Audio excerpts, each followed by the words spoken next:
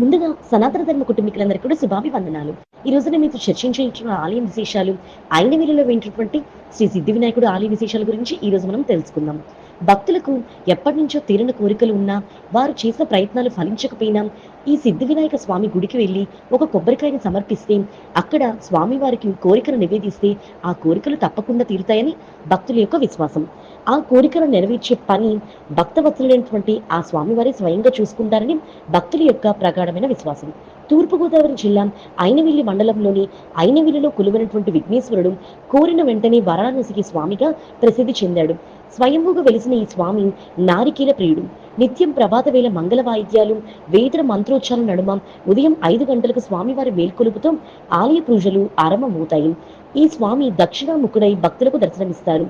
ఈ స్వామిని కొలిచి దక్ష యజ్ఞం విఘ్నాలు లేకుండా పూర్తి చేసినట్టు పురాణ ఇతిహాసాల ద్వారా మనకు అవగతమవుతూ ఉంది. నిత్యం వేలాదిగా భక్తులు స్వామిని సేవించుకుంటూ ఉంటారు.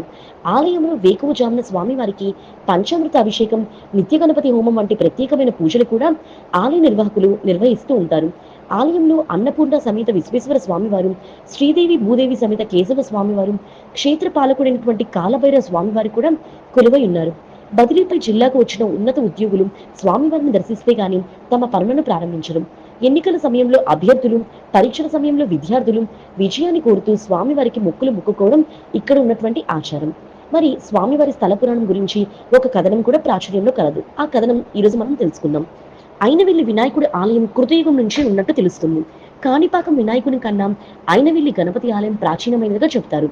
అంతేకాదు, అయినవిల్లి వినాయకుడిని స్వయంగా వేద వ్యాసుల వారే ప్రతిష్ఠించి పూజలు నిర్వహించినట్టు కూడా స్థల పురాణం చెబుతుంది. ఇందుకు సంబంధించిన కథ ఇలా ఉంది.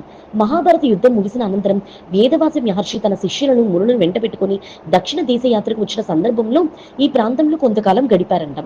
ఈ సందర్భంగా గతంలో అష్టదశ పురాణాలు, మహాభారతం వంటి వాటిని తాను చెబుతూ ఉండగా వినాయకుడు లేఖకుడిగా వంటి వాటిని రాసిన విషయాలను నెమరు వేసుకున్నాడంట.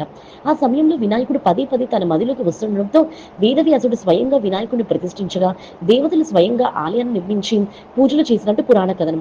తనను పూజించిన వారి అభిష్టాలను సిద్ధింపజేయడం వలన ఈ స్వామికి సిద్ధి వినాయకుడు అనే పేరు వచ్చిందని కూడా ప్రతీతి కలదు. రవ్వ లడ్డు, పులిహోర ప్రసాదాలు ఇక్కడ అత్యంత ప్రత్యేకం.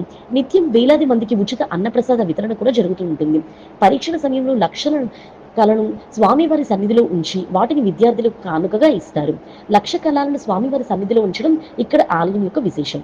మరి తెలుసుకున్నారు కదా సిద్ధి వినాయకుని యొక్క ఆలయ విశేషాలు. ఈ వీడియో చూసిన మీ అందరికీ కూడా కృతజ్ఞతలు. ముందుగా